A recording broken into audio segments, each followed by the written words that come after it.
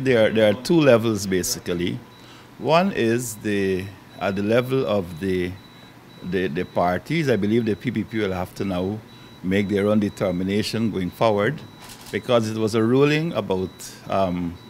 Jagdeo's eligibility for running as a third term for president.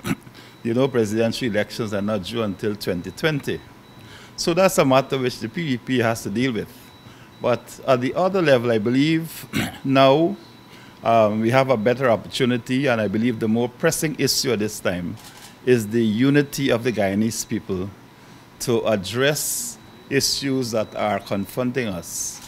I believe this is a time when we are on the cusp of important developments in this country, and that we should now come together. We should use this opportunity at a national level to work together. This is a small country with a very small population with tremendous resources. And I see absolutely no reason why we should not be focusing on the prosperity of this country rather than on fighting each other. So I think that the ruling itself, I believe, should bring to an end speculations. It basically says that the interpretation which the courts have given to provisions in our Constitution are important.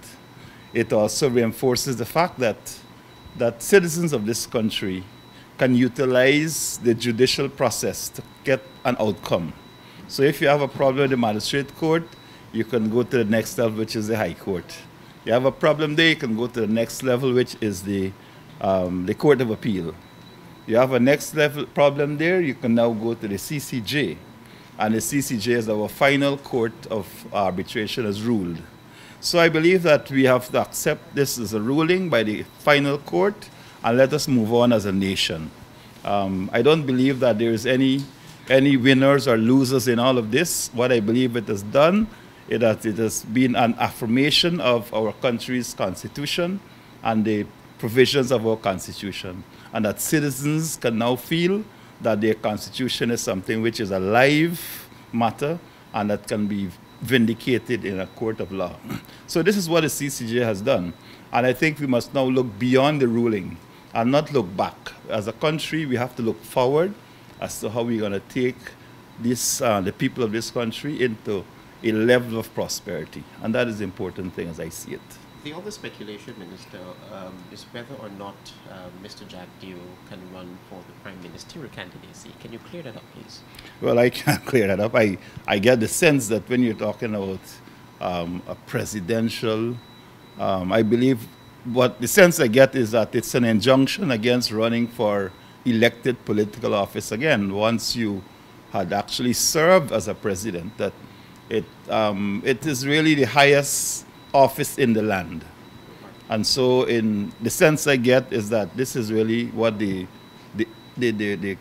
input or the intent of the provisions of our Constitution is that once you've actually run and you had held that high office, that really you should not seek again elected political office. Given the fact that the David Granger administration has established a Ministry of Social Cohesion, what essentially would you say had been the fear, for want of a better word, of Mr. Jagdeo running for president again?